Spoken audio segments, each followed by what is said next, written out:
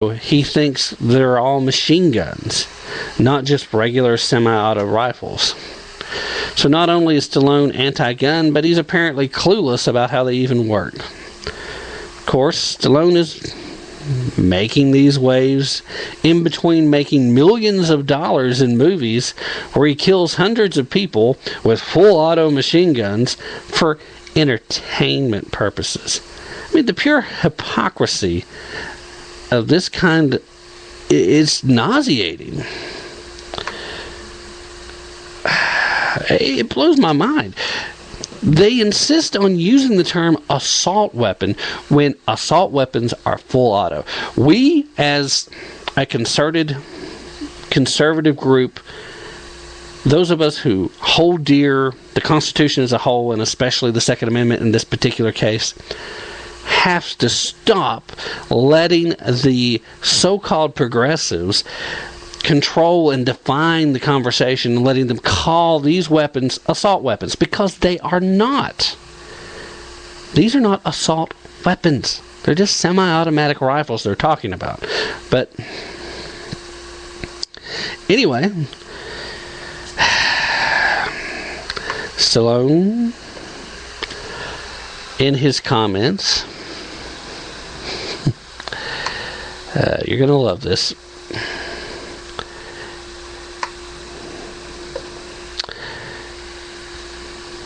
Going to go ahead and quote it. It says, they're going to take away the assault weapons anyway.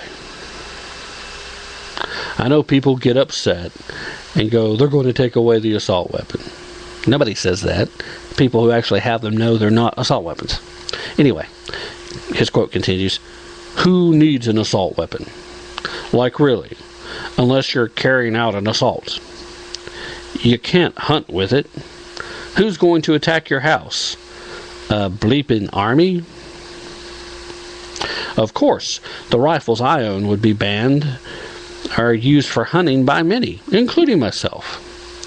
They're semi-auto, not full auto.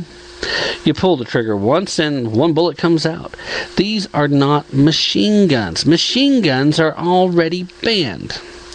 But, you know, this isn't the first time Stallone said stuff, because back in 98, he also said, quote, until America takes every handgun, goes door to door, this is what you're going to have. It's pathetic. It really is pathetic. It's sad.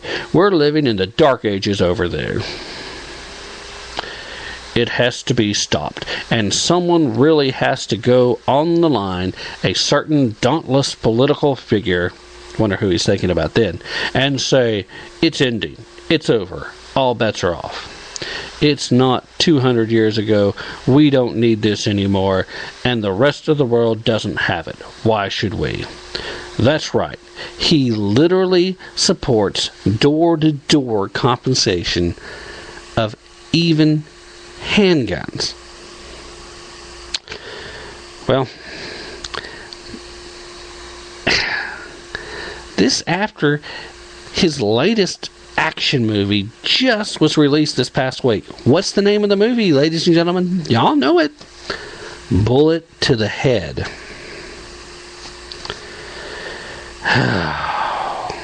Unbelievable.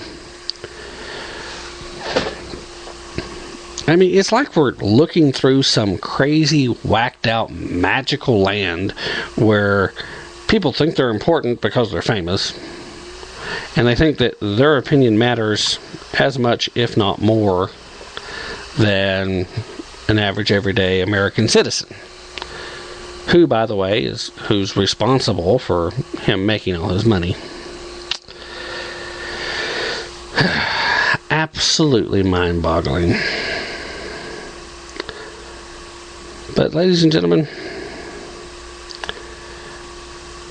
just a quick look around at some of the other topics of the news, and then we'll get back to the main topic.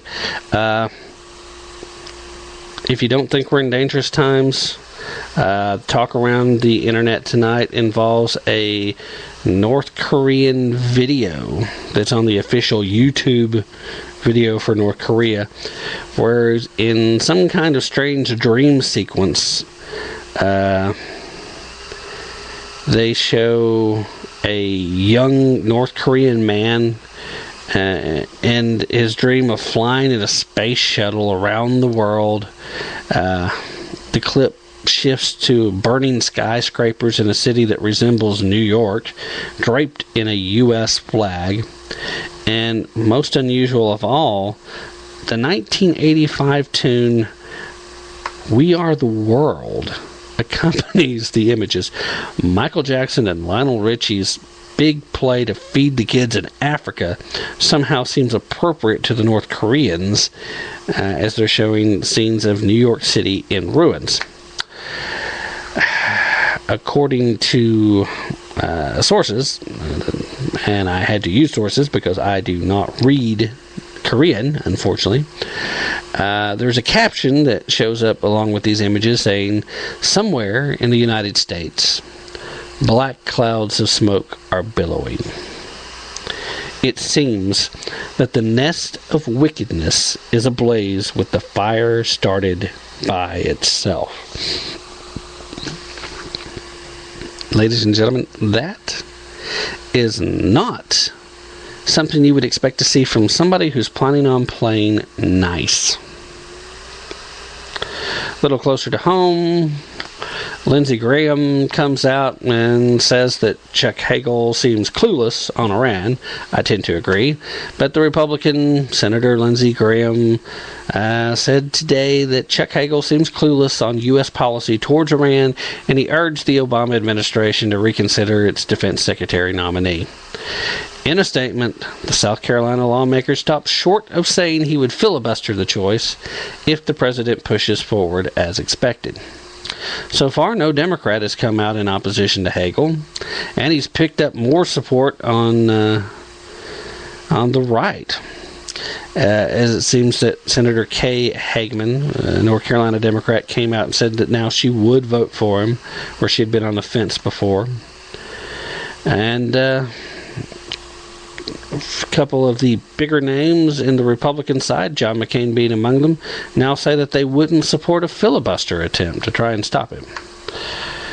Well, yeah, in a way, this guy is bad news. He does not deserve to be in this position. He is dangerous. He does not understand, much the same way as Barack doesn't understand. Israel is our ally. Iran is not our friend. And they may be the occupier's friend, although I think he's a little tighter with the Egyptians, the Muslim Brotherhood in particular, than he is with the Hezbollah backing Iranians and Syrians.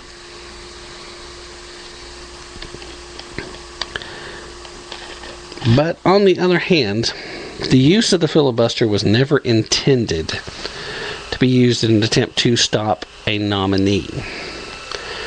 So, using it is one of those things where it's probably not the right thing to do anyway to stop the nomination process. But at the same time, it hasn't been used before, or threatened to be used by the Democrats. And, and that's the funny thing. I don't know if y'all noticed, but the last time the Republicans had control, all it took was a threat from the Democratic side to filibuster, to get the issue dropped. I say make them go through with it one time. So I've got kind of mixed feelings on the issue. I think Chuck Hagel needs to be stopped. The guy is dangerous. The guy is involved, based on the evidence that I've seen, and I've still been following the issue. I reported on it at an earlier broadcast, where Chuck Hagel was involved with doctoring the occupier's passport. Covered up a visit that he made to Pakistan. But at any rate, I have mixed feelings on using the filibuster. It might be the last resort to stop it. Let's talk about a little bit of good news real quick, okay?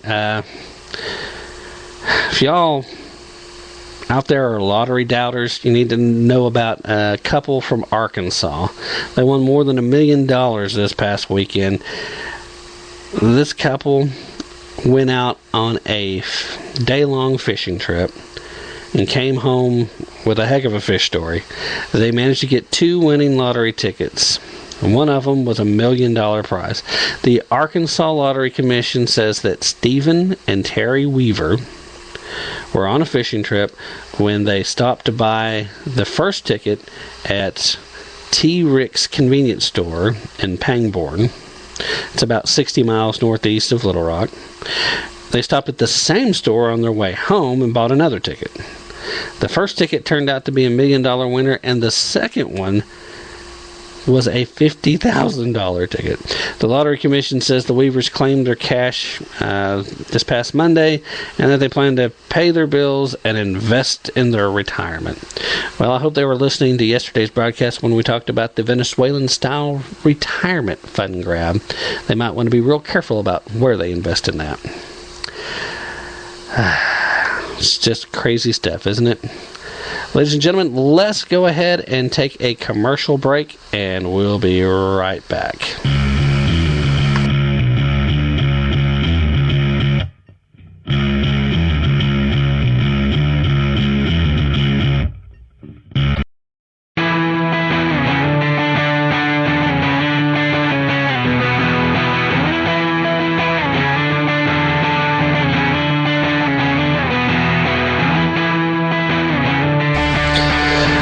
Ladies and gentlemen, welcome back as we are back with Tap Into the Truth. This is your host, Tim Tapp, and we are still coming to you live from lovely, scenic Roane County, Tennessee. Tonight's topic is the fact that the occupier is making legal arguments for the right, for the authority granted through the court system to kill American citizens based on the fact that he, or as actually the wording in the argument says, any high level, because it's a little vague there too, high level government official. I mean, we're just assuming he means himself. Technically, Jay Carney, as the press secretary, could be considered high level. I mean, I wouldn't want him making life and death decisions for American citizens. The man is basically just a mima bird going out and repeating whatever lies he's been told to go tell. But as we look at this means, and we've known he's already been doing this anyway, but this means he already believes that as the commander-in-chief, he has the right to pick and choose who gets offed. You're a threat. What makes me a threat? Doesn't matter. Now you have to take our word for it. Part of this argument in the official press conferences, they came out and they're saying they don't have to show any evidence even after they've made the kill. They made the determination and you have to trust them. I know I cannot be the only person out here who is concerned about the fact that this man wants to give away millions of dollars of our treasure and billions of dollars worth of our military equipment to people who don't like us very much, while at the same time we're going broke, while at the same time he's spending more than we're taking in, while at the same time he's begging for more taxes, while he doesn't want to make any cuts to the, well, I would say to the budget, but we don't have one of those. Which, you know, by the way, technically, he missed the deadline for the new budget. That was yesterday. His excuse? Well, the fiscal cliff negotiations put me off. I'm sorry, I thought during those negotiations, Harry Reid got fed up, told everybody to go bite it. So then you went to Hawaii, found out Harry Reid was telling everybody, this is a deal, like it or lump it. You flew back at taxpayer expense, sent Joe Biden over to negotiate, leaving Harry Reid out of the process, basically giving him the double finger that I'm sure had already been flipped towards you as from Harry.